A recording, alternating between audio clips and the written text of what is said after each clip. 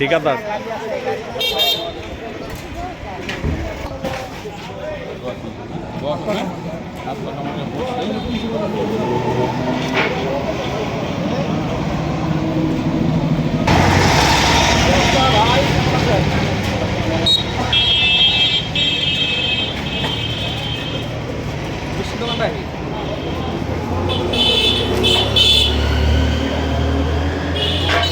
আরে পাঁচ দিনের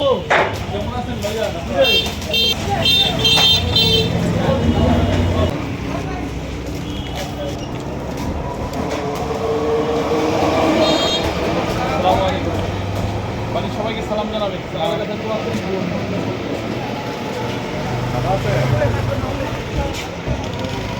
আপনাদের সকলের সার্বিক সহযোগিতা চাই। আপনাদের সুস্বাস্থ্য কামনা করি, ভালো থাকবেন। ধন্যবাদ।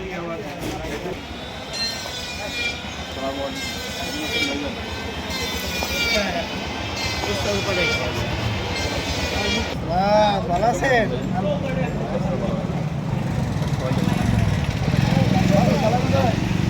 জামগা আপনার লগে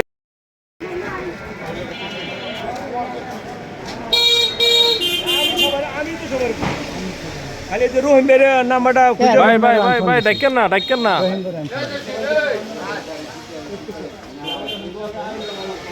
আরেকদিন সময় নেওয়া সব প্রার্থী। আলহামদুলিল্লাহ, আমরা সকাল থেকেই প্রচারণার কাজ চালিয়ে যাচ্ছি। আমাদের নির্বাচনে প্রচারণার প্রায় শেষ মুহূর্তে চলে আসছি।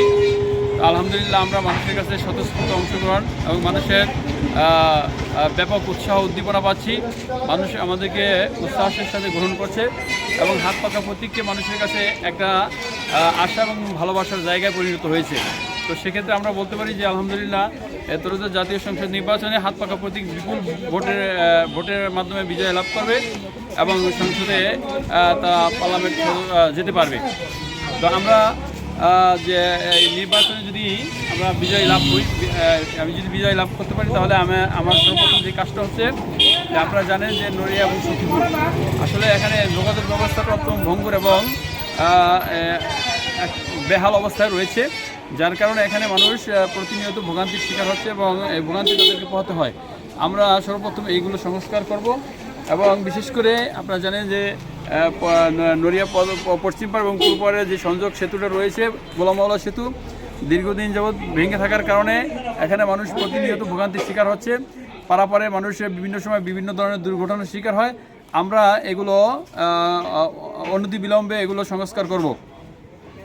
এছাড়াও নদী ভাঙ্গন কবলিত নড়িয়া এবং সখীপুরবাসী আজকে গৃহহীন অবস্থায় রয়েছে, আমরা এদেরকে পুনর্বাসন করব। স্বাস্থ্য খাতের যে অবস্থা রয়েছে এটাও আসলে অনুল্লেখযোগ্য। তো সেক্ষেত্রে আমরা এই নড়িয়া যে স্বাস্থ্য খাতটা রয়েছে, আজকে স্থাপনার কাজ কমপ্লিট হয়েছে, কিন্তু এখানে সেবার কাজটা এখনও অ্যাক্টিভ হয়নি। আমরা এটাকে অ্যাক্টিভ করব। এছাড়াও প্রত্যেকটা ওয়ার্ড পর্যায়ে আমরা স্বাস্থ্যসেবাকে মানুষের দোরগোড়া পৌঁছে দেওয়ার ব্যবস্থা গ্রহণ করবো ইনশাল্লাহ। নদী ভাঙ্গন কবলিত অনেকেই তো এখনো ভূমিহীন অবস্থায় আছে, তো এদের জন্য আপনাদের কোনো পরিকল্পনা থাকবে কিনা? জি, আমরা ইতিপূর্বে বলেছি যে আমরা যে গৃহহীন মানুষ রয়েছে এদেরকে পুনর্বাসন করবো ইনশাল্লাহ। যে সমস্ত সরকারি খাস জমি এবং সরকারি জায়গা জমি রয়েছে, এই জমিগুলো আমরা বন্দোবস্ত করে এই সমস্ত জমিগুলো এই গৃহহীন মানুষের মধ্যে সুষম বন্টন করবো ইনশাল্লাহ।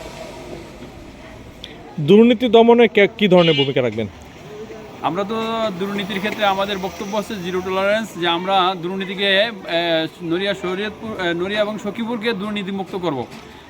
আমরা প্রতিনিয়ত লক্ষ্য করছি যে সমস্ত সরকারি অফিস আদালতগুলো রয়েছে সেখানে আমরা প্রতিনিয়তই জনগণ থেকে আমাদের কাছে বিভিন্ন ধরনের রিপোর্ট আসছে। আমরা শুনতে পাচ্ছি যে সেখানে ঘুষ বাণিজ্য ছাড়া বিভিন্ন ধরনের ঘুষ বাণিজ্য ছাড়া তারা অফিসিয়াল কাজগুলো মোটেই করে না।